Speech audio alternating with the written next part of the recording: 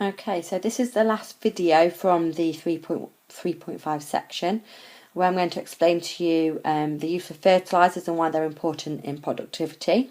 Obviously, always link back to that.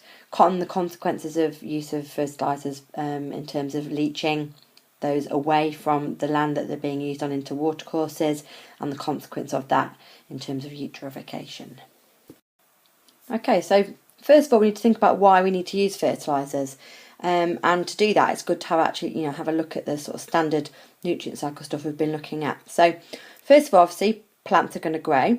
Okay, under normal circumstances, they're either then going to die where they are growing and be broken down by the saprobes, or they're going to be eaten by consumers, which will also then die or excrete their waste, which again can be broken down by the saprobes. Okay, consequence of that is that the area where those plants were once growing basically end up with the nutrients contained within their organic compounds, and predominantly we're looking at nitrogen and phosphorus here, are released into the soils around where they were once growing. Okay, the nitrogen and the phosphorus cycle making those things available again for the plants to take up through their roots, and so then the plants grow again. So that's your sort of standard nutrient cycle.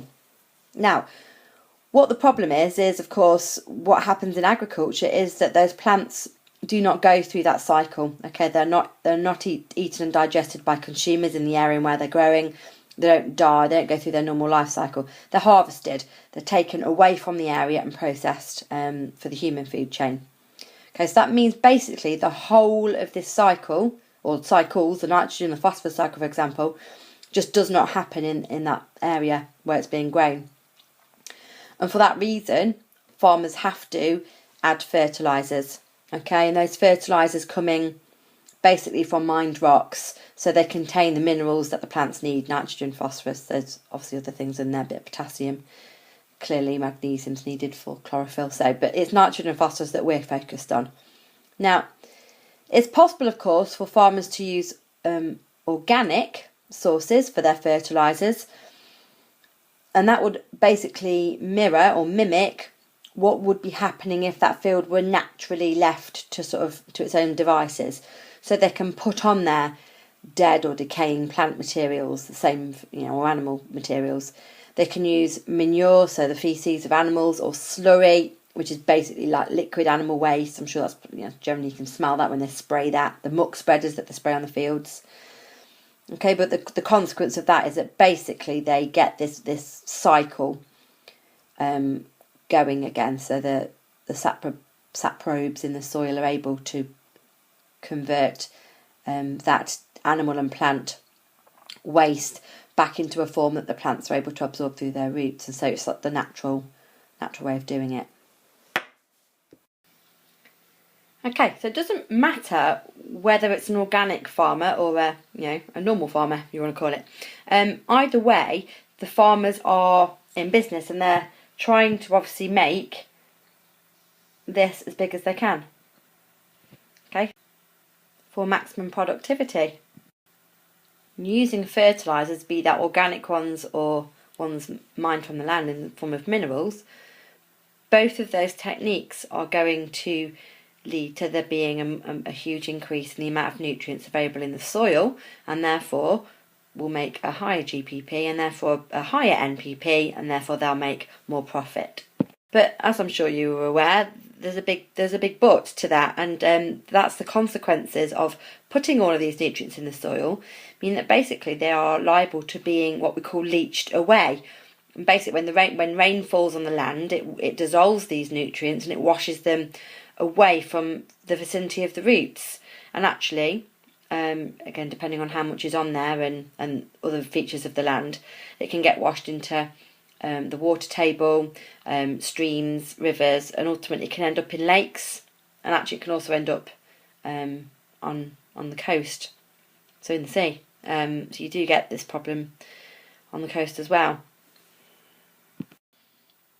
Now, once it gets into lakes, reservoirs, it causes a couple of problems. It can, obviously our drinking water comes from some of these sources, and The textbook mentions a couple of things, a couple of health concerns. Personally, I don't think you should be quoting those. There's absolutely no resources to back that up. Clearly, though, it's an area that they're looking at.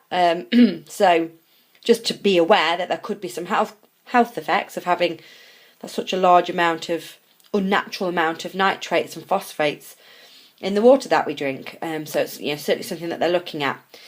But for this course, for the exam, the big focus is the consequence on aquatic ecosystems and something called eutrophication. Okay, so I will go on in a couple of minutes just to explain the process of eutrophication, and you would be expected to be able to give the detail of that and the consequences. So I'll go on to that one in a moment. The other issue, of course, is that, again, having studied this in Year 12, so this is a linear course, by adding loads or artificial amounts of nitrates and phosphates to the soil, you can actually affect species diversity.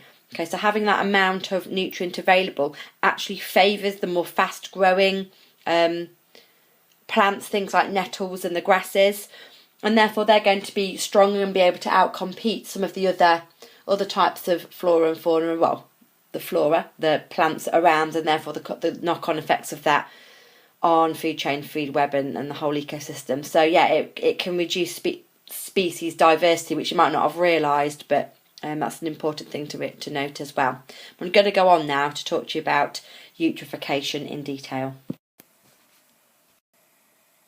Okay, so there's a couple of things that farmers can do to try and reduce leaching. As I said, it can still be a product of using organic substances in the soil, so it's not just associated with these chemicals.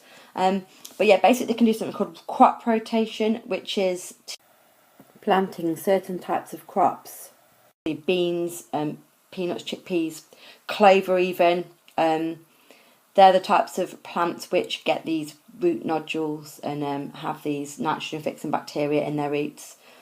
So if you, so often you plant those into a field and then plough that back in at the end of the year, that means that obviously the nitrogen compounds are being put into the soil in a more complex or natural form, and that means they're less likely to leach out, so the chemicals aren't going to dissolve in water and be transported away from the area. They're going to remain in the ground in their more complex forms, proteins, DNA, and be slowly broken down by the sap probes, and once that material's available, it'll be absorbed by the plants of the next cycle. So it's one way in which they can try and keep these nitrogen compounds in the soil.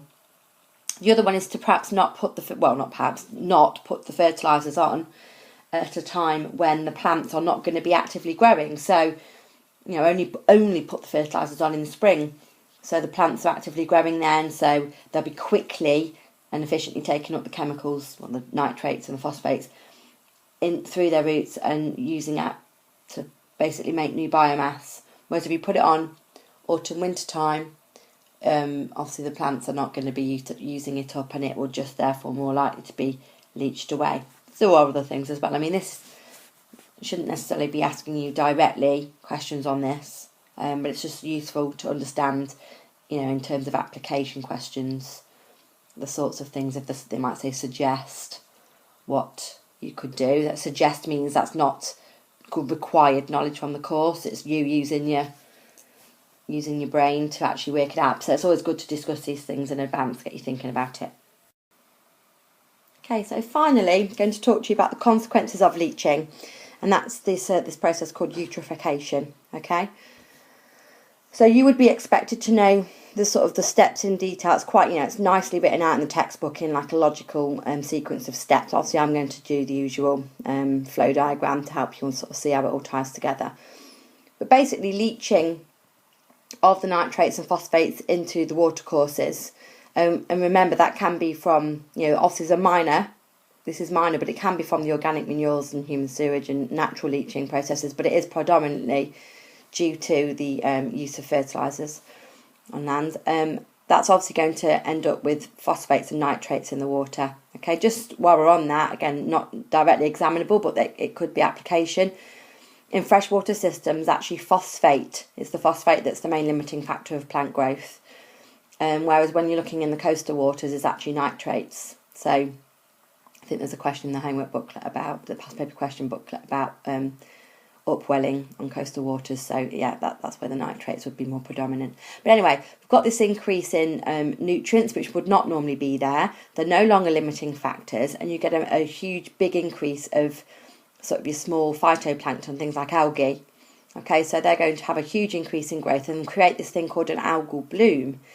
Now that basically is, and you can see pictures of that I've showed you at the beginning, a huge sloppy basically area of tiny green microscopic plants. Okay, and there's a couple of different issues with that.